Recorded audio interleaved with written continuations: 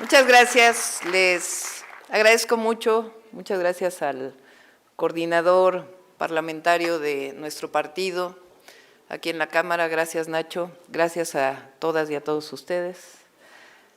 La verdad es que yo creo que todos nos sentimos orgullosos, orgullosas de este momento histórico que estamos viviendo.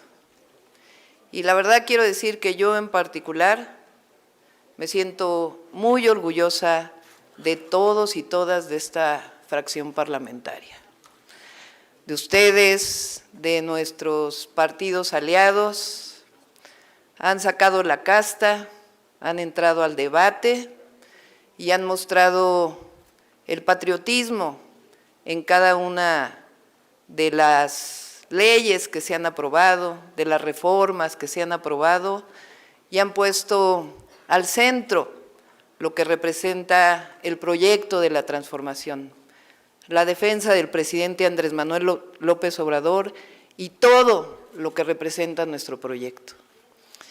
Y eso es lo que finalmente nos define.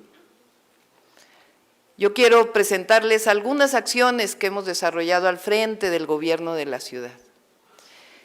Pero antes de hablar de esas acciones, 2 o 3, que ustedes conozcan, que sepan, como cada uno de los gobernadores, gobernadoras, jefa de gobierno de nuestro movimiento, somos fieles a los principios que nos unen y que representan la historia de lo que hemos sido y de lo que queremos seguir siendo. Y en este proyecto que hemos encabezado en el gobierno de la ciudad, creo que antes de hablar de ello, es fundamental reconocer los principios que hacen que seamos parte de este movimiento. Yo menciono en muchas ocasiones que Morena tiene apenas 7 años de ser partido político. En el 2015, previo al 2015, todavía recuerdo, lo hablaba hace unos días con Horacio Duarte del Estado de México, que en el 2014 buscábamos candidatos, candidatas de distritos electorales. Yo recuerdo que en Tlalpan, de donde fui jefa delegacional, tardamos más de mes y medio para poder encontrar una candidata para el Distrito 5, porque muchos compañeros, compañeras no estaban convencidos. Pero más allá de ese momento, yo creo que lo que es increíble es lo que hemos logrado en estos 7 años. Por supuesto, con el presidente López Obrador al frente. Somos gobierno federal, la presidencia de la República, 22 gubernaturas, la mayoría en la Cámara de Diputados, en la Cámara de Senadores, la mayoría en muchos congresos, cientos de presidencias municipales. Somos la fuerza política que el pueblo de México ha decidido que los represente. O al revés, representamos al pueblo de México.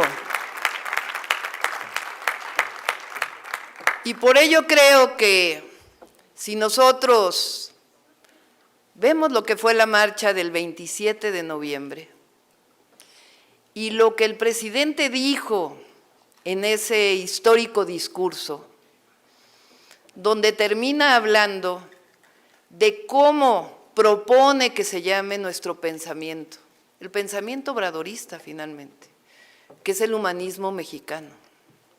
Y todos y cada uno de nosotros tenemos la responsabilidad de profundizarlo, de difundirlo, pero sobre todo de encabezar los principios que representan. Y por eso a mí me gusta hablar de 3 principios esenciales para cualquier gobierno de la Cuarta Transformación, que los hemos oído del presidente de la República, pero que no por ello no tenemos que seguirlos diciendo, manteniendo, profundizando y hablando de ellos. Y el primero para mí es por el bien de todos, primero los pobres. En esa frase que hemos oído tantas veces, está contenida la esencia de nuestro movimiento. Significa fraternidad, significa solidaridad, significa que no podemos dejar a nadie atrás, significa que los caminos que tenemos que abrir siempre son anchos y no estrechos para que solo pasen algunos. Significa que a cualquiera que se quede atrás debemos darle la mano.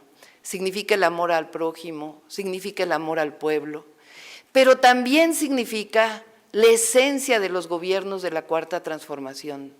Significa que las políticas públicas que tenemos que desarrollar tienen que dirigir los recursos públicos a disminuir las grandes desigualdades.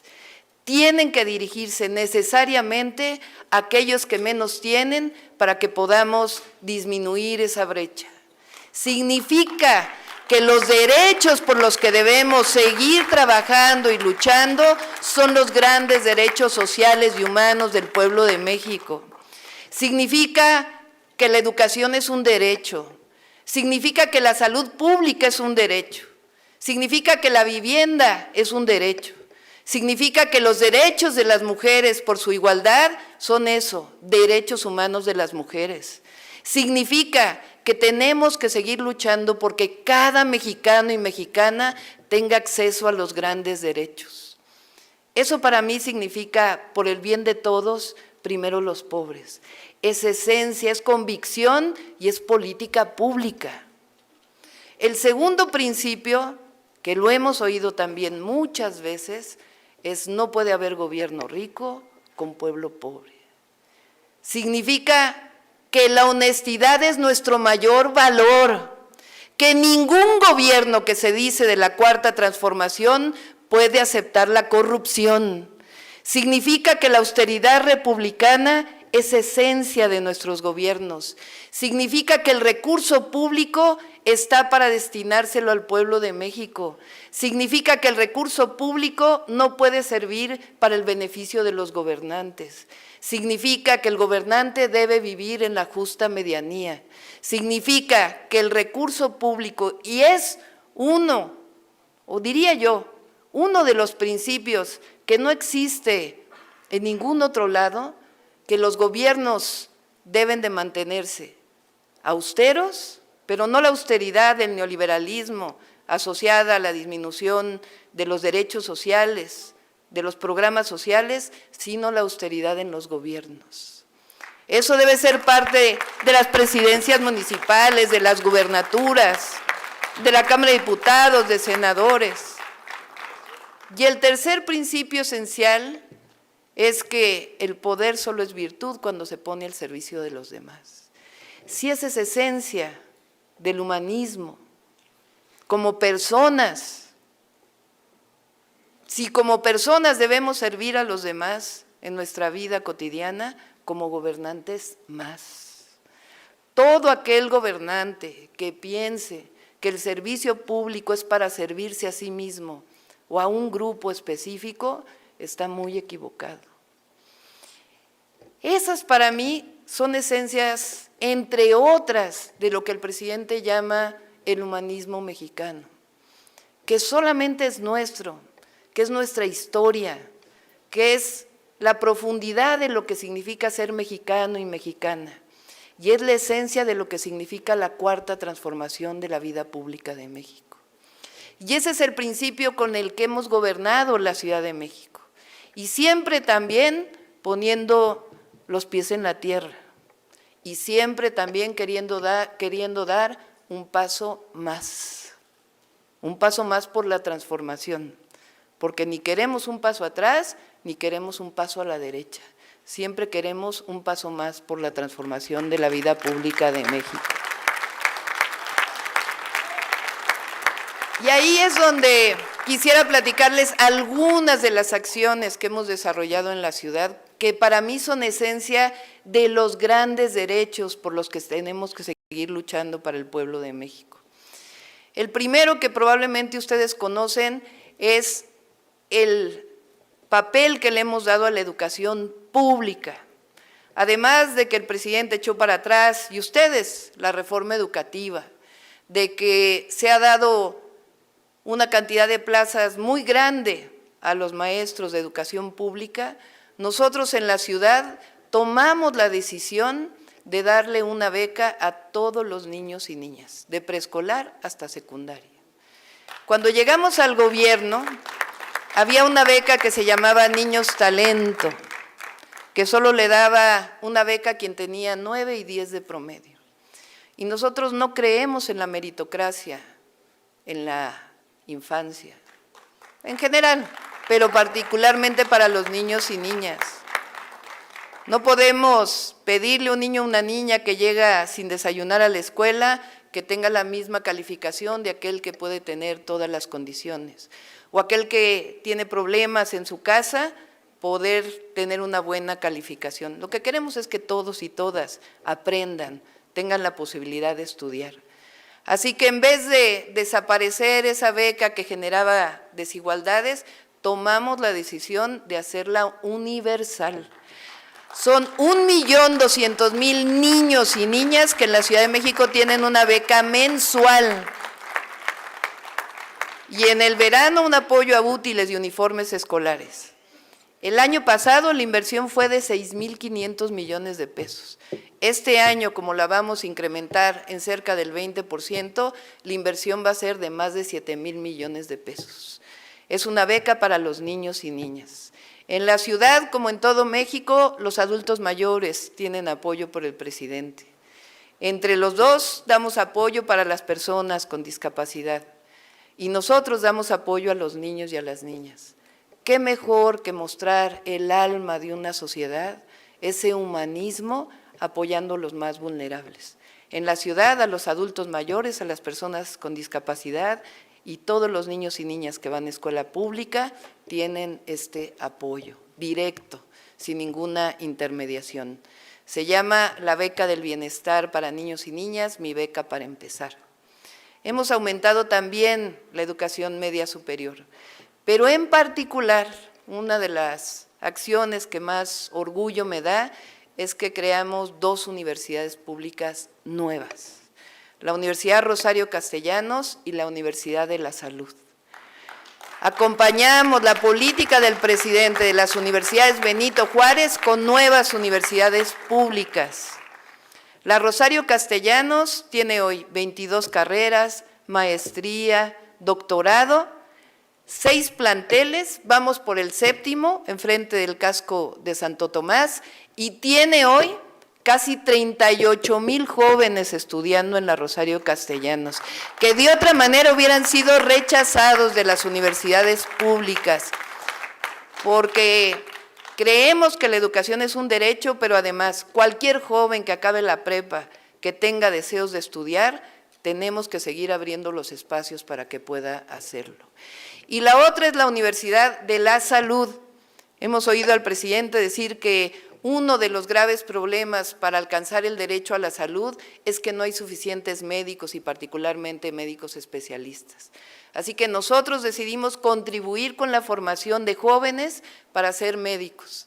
Esta Universidad de la Salud está en la 4ª sección del bosque de Chapultepec. Es una sección de más de 50 hectáreas que la Secretaría de la Defensa Nacional y el presidente de la República la donaron no al pueblo de la Ciudad de México, sino al pueblo de México.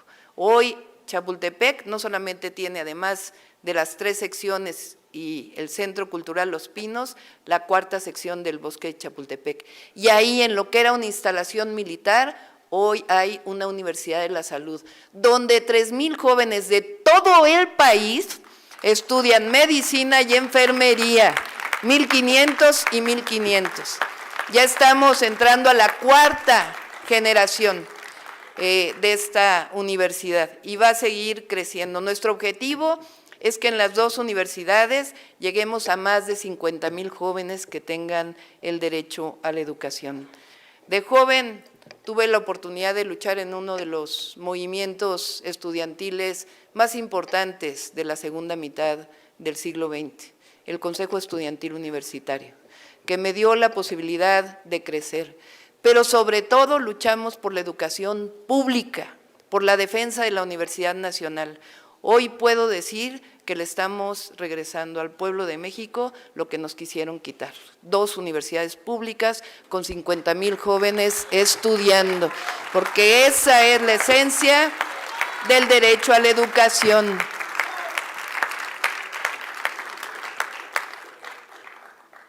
Derecho a la salud, hemos creado 3 hospitales generales y ahora estamos entrando al programa IMSS Bienestar, no me voy a detener mucho aquí, pero quiero hablarles un poco de los programas que hemos hecho en movilidad, en transporte público, y también hablarles un poco del metro de la Ciudad de México para que nos ayuden a difundir y cerrar todas las calumnias que luego se dicen.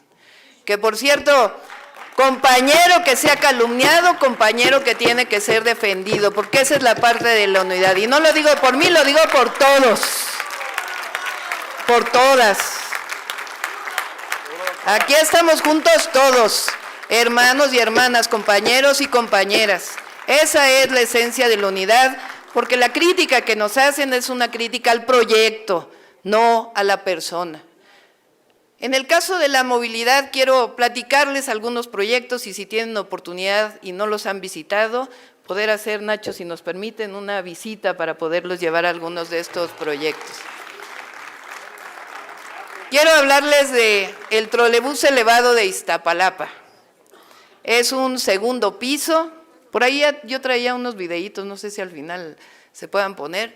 Es un segundo piso de 8 kilómetros de longitud, que va de la salida al Estado de México en el oriente por el camino a Puebla, aquí hay varios poblanos, por el camino hacia Puebla, que por cierto ese proyecto se va a aumentar hasta Chalco, justamente por la carretera a Puebla, y va hasta Constitución de 1917. Como ustedes saben, Iztapalapa es la alcaldía que si lo tomamos como municipios es la de más número de habitantes, 1.8 millones de personas viven en Iztapalapa, de las que mayor marginación tiene y no tenía un transporte público masivo. Este fue un diseño propio, lo echamos a andar y hoy es una realidad, es un transporte de primer mundo, único, y cuesta 7 pesos el boleto. El otro que les quiero platicar es el sistema de cablebuses, el cablebús de la Ciudad de México, que son el sistema de teleféricos urbanos más grande de todo el mundo. Son 2 líneas, vamos por la tercera línea. La primera va del norte de la ciudad de Cuautepec al metro Indios Verdes, la segunda de la Sierra de Santa Catarina a Constitución de 1917. Son casi 20 kilómetros de teleférico, ahora vamos por otros 8 kilómetros en un proyecto que va a ir de las secciones del bosque de Chapultepec hasta el pueblo de Santa Fe. Este transporte le cambia la vida a las personas, no solamente es un transporte limpio que va por las alturas, sino que cambió la vida de cientos de miles de familias que iban en microbús apachurrados durante 2 horas a ir en esta forma de transporte. Y lo destaco porque nosotros decimos aquí en la ciudad, el mejor transporte para el que menos tiene. Y si se fijan, es lo mismo que decir, por el bien de todos, primero los pobres. Son proyectos de movilidad, pero sobre todo de justicia social. Y ahí donde están los cablebuses, disminuyeron los índices delictivos, entre muchos otros proyectos, porque cuando se dignifica a las personas, siempre va a haber una reconstrucción del tejido social. Ese es el cablebús de la ciudad. Aparte hemos comprado otros 500 trolebuses, autobuses urbanos a las zonas más pobres, la red de transporte de pasajeros que la fortaleció el presidente cuando fue jefe de gobierno y hoy la estamos fortaleciendo. Algunos de esos autobuses tienen una tarifa de 2 pesos porque van a las colonias más marginadas de la ciudad, las más populares, y son autobuses no contaminantes de primer nivel. Y la otra que quiero platicarles es un poco sobre el metro de la ciudad. El metro, como ustedes saben, cumple o cumplió el año pasado 53 años, su primera línea. Y nosotros tomamos la decisión de hacer una inversión integral en el metro. No parches nada más, sino realmente hacer una inversión integral. Para que tengan ustedes la información, la inversión que estamos haciendo en el metro de la Ciudad de México es de más de 40,000 millones de pesos. Estamos transformando completamente la línea 1, la más antigua. Se están cambiando vías, se está cambiando balastos, se está cambiando completamente. Se están adquiriendo 29 trenes en un consorcio de diversas empresas que tiene además su base en Querétaro, porque en la licitación pusimos que el 30% fueran proveedores nacionales. Entonces, no solamente esta obra está en la ciudad, sino que además está generando riqueza en distintos lugares del país, particularmente en Querétaro, generando una acción de proveedurías hacia el metro de la ciudad. Entonces, son 37,000 millones de pesos en la línea 1, si ustedes gustan también los llevamos a esta obra, estamos por concluirla en febrero ya para poder empezar a hacer el inicio de pruebas en marzo. Y la otra obra que es muy importante, le llamamos Metro Energía. Esta a mí es la que más, no porque la línea 1 no sea importante, pero Metro Energía tiene una virtud enorme. Son dos empresas públicas que juntaron sus esfuerzos. La empresa pública Sistema de Transporte Colectivo Metro y la empresa pública Comisión Federal de Electricidad. Juntamos esfuerzos. Estamos cambiando por completo el abastecimiento, la transmisión, la distribución de energía eléctrica del metro. Esta subestación que están viendo en la pantalla es una subestación eléctrica que está en las instalaciones del metro y es del tamaño como darle la energía a una ciudad como Hermosillo. De ese tamaño es. Es ahora, de acuerdo con Bartlett, no conmigo, de acuerdo con CFE, la más moderna de todo el país y única en su tipo, además de 4 grandes transformadores y un nuevo sistema muy moderno de cambio en la modelación de energía. Es decir, es falso que no estemos invirtiendo en el metro. Por supuesto que si se requiere más vamos a estar ahí, ya estamos trabajando, pero hemos hecho una inversión histórica para beneficio de cerca de 3,5 millones de personas que diariamente usan el sistema de transporte colectivo metro. Quiero hablarles de otras 2 acciones que creo que son fundamentales y que estamos muy orgullosos. El primero es el programa de espacios públicos.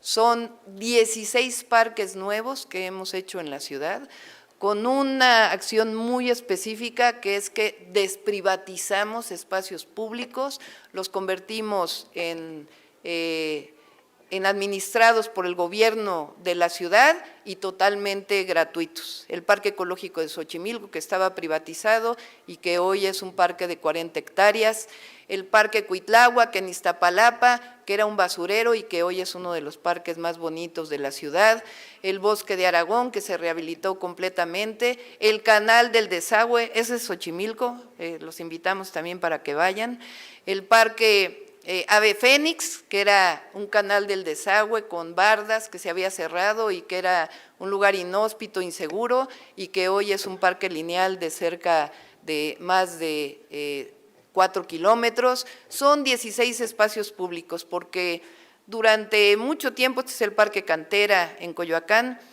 en las ciudades, la verdad es que todo el proceso del neoliberalismo cerró estos espacios o los privatizó. Y en muchas ciudades el espacio público se convirtió en las tiendas comerciales los fines de semana. No porque no deba haber tiendas comerciales, pero lo que no puede ser es que el espacio de esparcimiento esté asociado al consumo y esté asociado a la diferenciación social.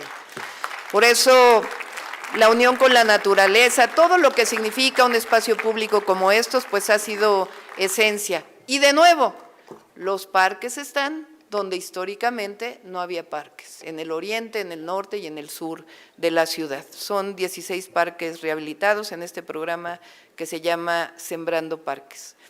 Y finalmente, para no cansarlos mucho, quisiera mencionarles lo que hemos hecho por las mujeres en la ciudad.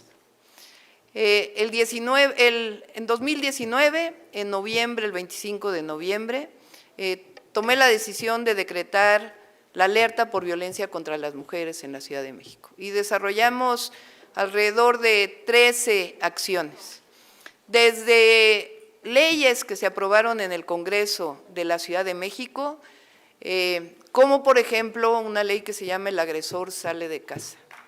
Históricamente se había planteado que las mujeres violentadas, y está bien, hay que seguirlo manteniendo, fueran a refugios. Y yo me pregunté, ¿por qué la mujer no se puede quedar en su casa con sus hijos? ¿Por qué tiene que ser expulsada? Entonces, esa ley está por encima del derecho de propiedad. Aun cuando el hogar, la vivienda, sea o esté a nombre del esposo, del golpeador, del abusador, el juez puede dictaminar que quien se quede en la casa con los hijos es la mujer. Y las medidas cautelares son para el agresor. Igual 27 centros de atención a las mujeres, un centro de ADN especial, único también en todo México y quizá en el mundo, que está especializado en temas de agresiones sexuales. Y por otro lado, entre otras cosas, 710 kilómetros, hoy acabamos de anunciar que vamos por 200 kilómetros más de senderos para mujeres libres y seguras. Son senderos iluminados. Históricamente en las ciudades se iluminan las calles para los autos. ¿Y qué pasa con los peatones y particularmente las mujeres que caminan? Pues sencillamente hay que iluminar las banquetas.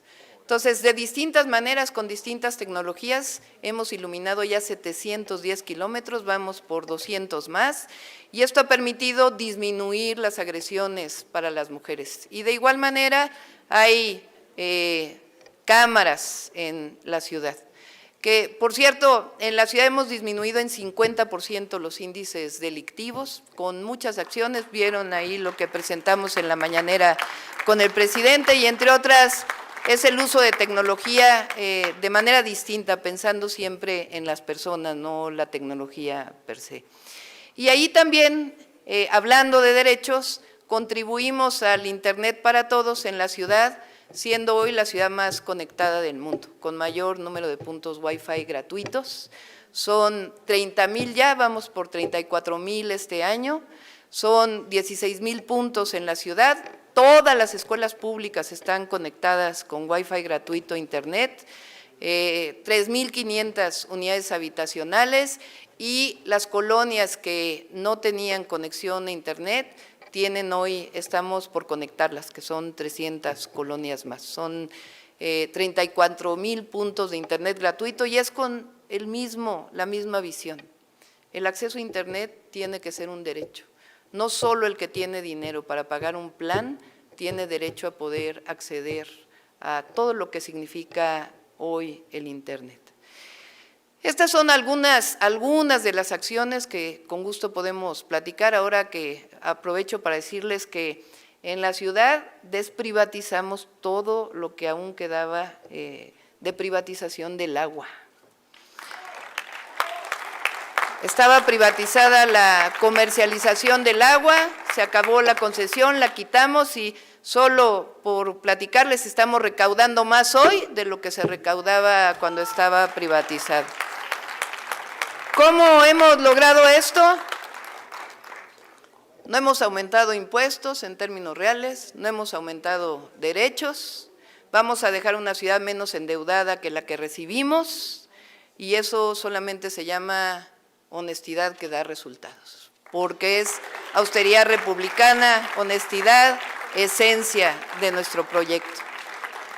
Y quiero cerrar con una reflexión para todas y para todos. Estamos viviendo un momento único. Creo que Las mexicanas y mexicanos tenemos hoy un gran privilegio, que es tener al presidente Andrés Manuel López Obrador como nuestro presidente.